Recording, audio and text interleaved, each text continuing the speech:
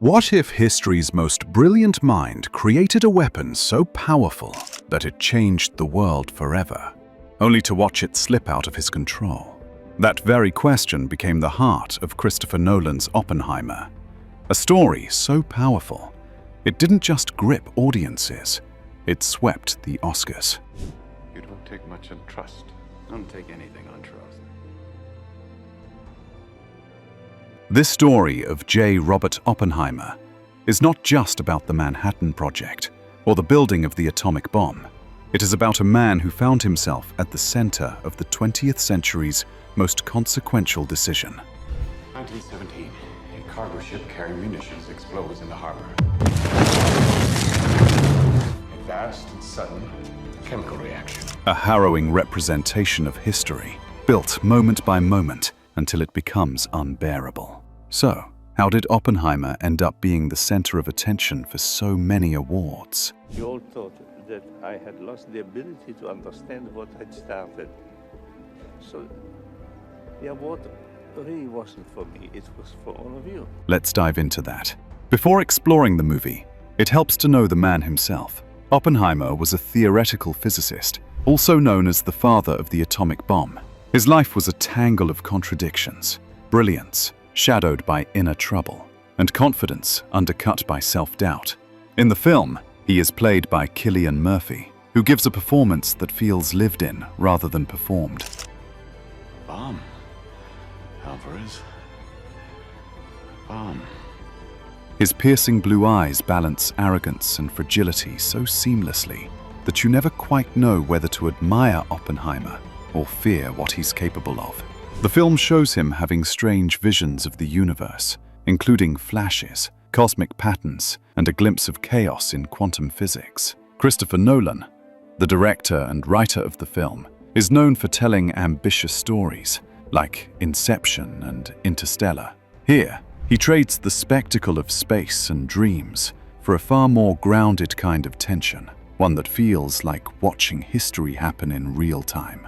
And this is where it becomes fascinating, because instead of being a typical war movie, Oppenheimer is about watching conversations, hearings, and decisions shape the fate of the planet. What do you take it to mean? Neutrons smash into nucleus, releasing neutrons to smash into other nuclei. After the dust of the Trinity test settles, the film takes a sharp turn. It is no longer about the race to build the bomb. It is about what happens when you've already crossed the finish line and can't go back. It feels like a nightmare when Oppenheimer walks through applause.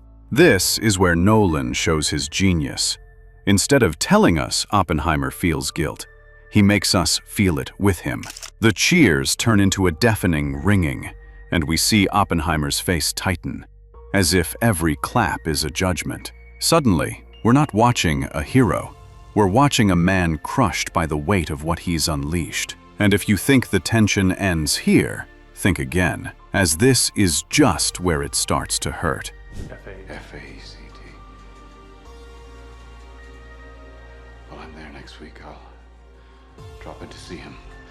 Political hearings started, which lasted about 4 weeks. These hearings started a new kind of war, where words are used as bombs. Close-ups on faces, quick cuts between questions and answers. Will the Japanese fight on? Their defeat seems assured. Not if you're a GI preparing to invade.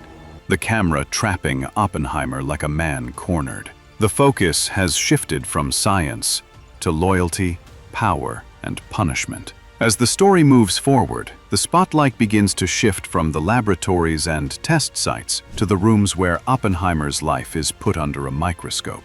The hearings are not about whether the bomb worked. That question has already been answered in the deserts of New Mexico. Instead, they are about whether the man behind the bomb is still trusted by the nation he helped arm. This is where Robert Downey Jr.'s Lewis Strauss comes into full focus as a man with his own bruised ego and vendettas. Strauss was calm and collected, even when he was orchestrating events that would destroy Oppenheimer's public standing.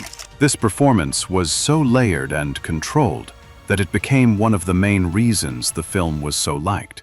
Stick with this part, because this is where the film stops being a history lesson and becomes a psychological thriller. It was also very long ago, Mr. Robb, wasn't it? Not real. Long enough to have Did forgotten. you return the card or rip it up? The card whose existence I've forgotten? Your Communist Party membership card. Haven't the slightest idea. Emily Blunt as Kitty Oppenheimer delivers some of the most brutal emotional punches here. The hearings themselves are some of the most gripping sequences in the film because of the quiet tension as they are intercut with other moments from Oppenheimer's past, letting the audience feel the contrast between the man who once had the world's attention and the man now under suspicion. Like the one you built at Los Alamos. The Russians have a bomb. Truman needs to know what's next. What's next? Arms talks. Once the hearings are over, Oppenheimer's life does not exactly return to normal. He was emotionally distant from society. He was shown as a man who has seen too much, done too much, and can never fully come back from it. The man who once seemed untouchable now starts to look small and broken. That last pond scene lands like a quiet punch, where Oppenheimer's face says everything. Einstein walking away feels like the world turning its back, leaving Oppenheimer alone with the weight of what he started. The film ends with the image of Oppenheimer imagining a world consumed by nuclear fire, a vision of the future he believes he helped create. This is one of the most haunting endings in any recent film. I believe we did.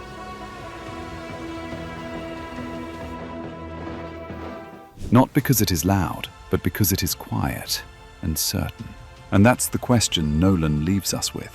What happens when you can't undo the world you've made? Now, let's talk about why Oppenheimer won so many Oscars. One reason is obvious. It is a technical masterpiece. The editing by Jennifer Lame is tight and rhythmic, making 3 hours feel alive. The film constantly jumps between timelines, the making of the bomb, the hearings, and the political aftermath. Yet it never leaves the audience lost or uncertain about where they are. Ever notice how the quietest moments in a Nolan movie are often the ones you remember most? The sound design also played a huge part in reminding you that something is about to happen. Could use a final implosion test. Couldn't hurt. Do it. Even silence is used carefully. When the bomb is finally tested, Nolan removes sound entirely for a few seconds.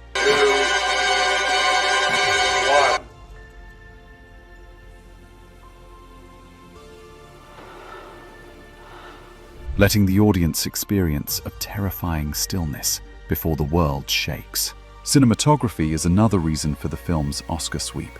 The black and white sequences during the Strauss hearings contrast beautifully with the warm, sunlit shots of Los Alamos, visually showing the difference between creation and judgment. This kind of visual storytelling makes the film feel bigger than just a biopic. It feels more like history unfolding in front of you. I came in for plenty of harsh treatment. There was an AEC vote.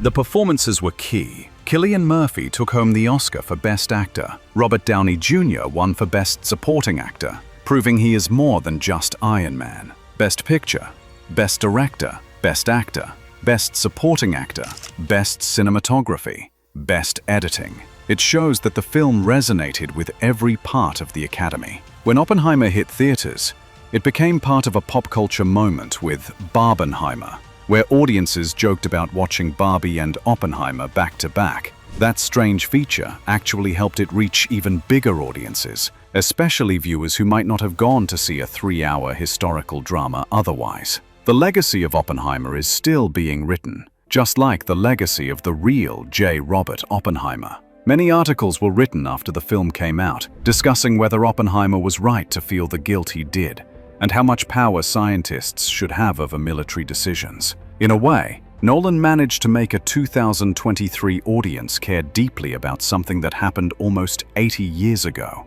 That's when you know a film is powerful. When it doesn't just entertain you, it makes you think for days afterward. It leaves a question. What would any of us do if given that kind of power? If this breakdown made you see the film in a new light, hit subscribe and stay tuned, as there's so much more to unpack about cinema's boldest stories.